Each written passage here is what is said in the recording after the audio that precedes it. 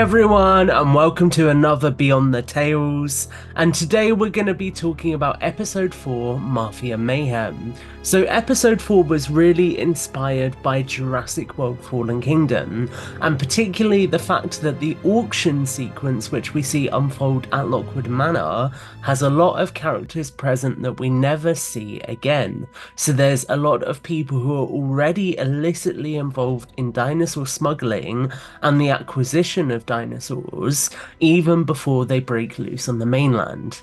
So, really, with this episode, I wanted to explore more about what happened to some of those people and how they may have acquired dinosaurs in other ways.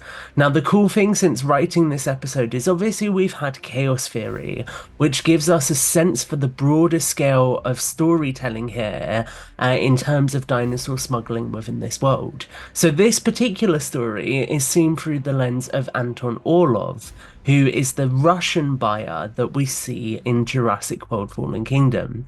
And it has references to the wider world, where we mention both the Malta black market and also Soyana Santos. So obviously that's a story which Chaos Theory is building on as well. We learn about Malta in Chaos Theory, also the Netherlands, I believe Saudi Arabia and Malaysia. So quite a few places where dinosaurs are being smuggled to, and this is just one really small part of that overarching smuggling storyline. And I'm really, really happy actually that this story feels like it still works alongside Chaos Theory, and it's grounded in a lot of the smuggling that's going on. Had I known the Chaos Theory story beforehand, sure, we might have had a few more references. We might have had a weird character with a wacky hairstyle turn up.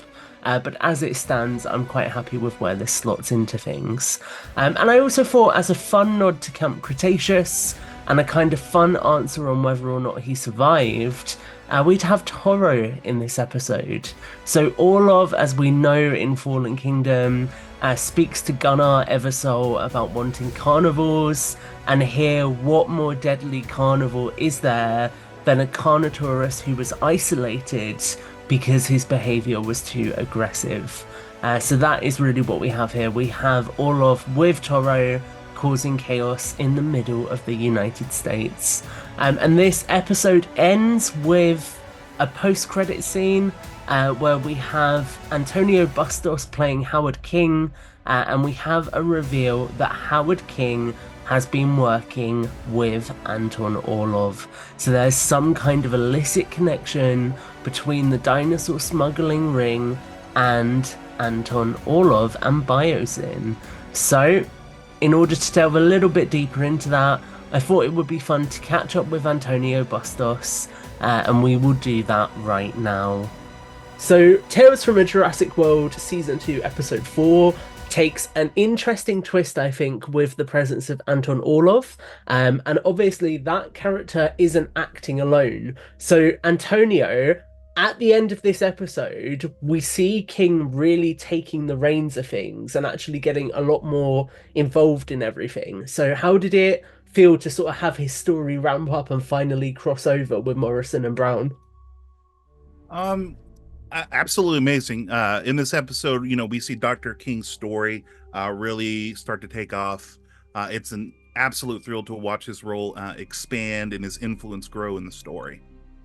Yeah, I think that's kind of been a big thing for me, is having him sort of filling that role that Marshall has filled in the past. So really he is taking that over, and that's sort of that transition from the US Fish and Wildlife Service to Biosyn. But equally, in this episode, we also see King working with Anton Orlov, who is a known criminal. So what do you think that says about his character?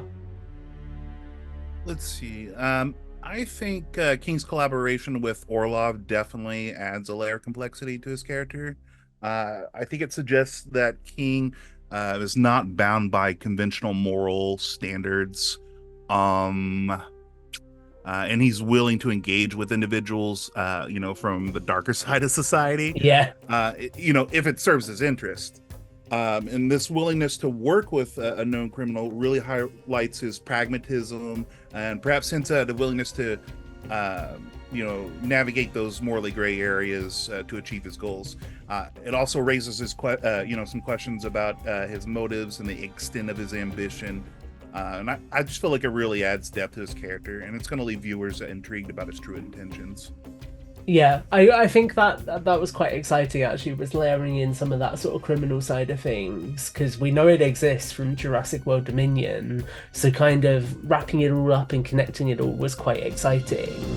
And I think to your point, you say that he's morally ambiguous, and him and Orlov do have quite a long conversation, and there's some dialogue there which suggests perhaps this isn't the first discussion they've had. So do you think there's more history there potentially? Oh yeah, I believe their interaction definitely suggests a familiarity and understanding that goes beyond a simple business transaction. The way they engage with each other and the ease in which they communicate, I think it implies a level of connection or shared experiences that may have developed over time. Sure. Yeah, that makes a lot of sense. So in this episode, King actually acquires velociraptors from Orlov as well. Yeah. So what do you think he has planned for those animals? Boy, so his acquisition of those raptors from Orlov definitely raises some intriguing questions about his intentions. As we all know, velociraptors are highly intelligent and dangerous animals, making them valuable assets in the right hands.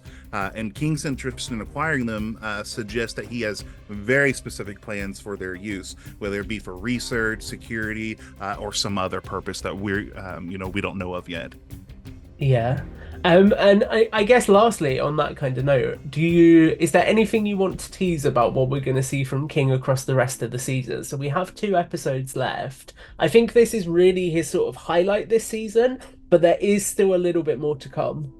Sure. Yeah. So across the rest of the season, I think viewers can expect to see Howard King continue to assert his influence and pursue these ambitious goals of his.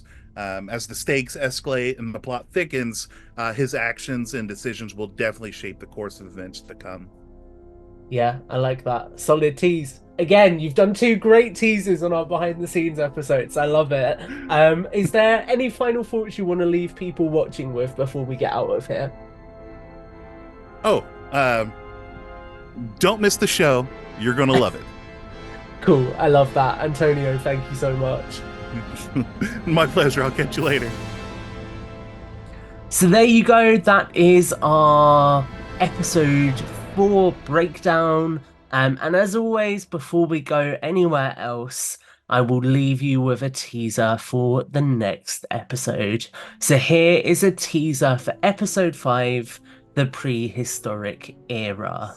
There had been whispers amongst the service of new dinosaurs appearing in the wild, animals which hadn't been on the infamous InGen list, but these rumours were vehemently denied by Biosyn. Now, the duo was sat in their truck, awaiting their next assignment from King. I can't believe how quickly everything has changed. Brown said, looking across the car park they were parked in as a mother helped a child into a car seat. I know. Biosyn in charge of our operations. Who would have guessed? I don't know about you, but I don't trust King.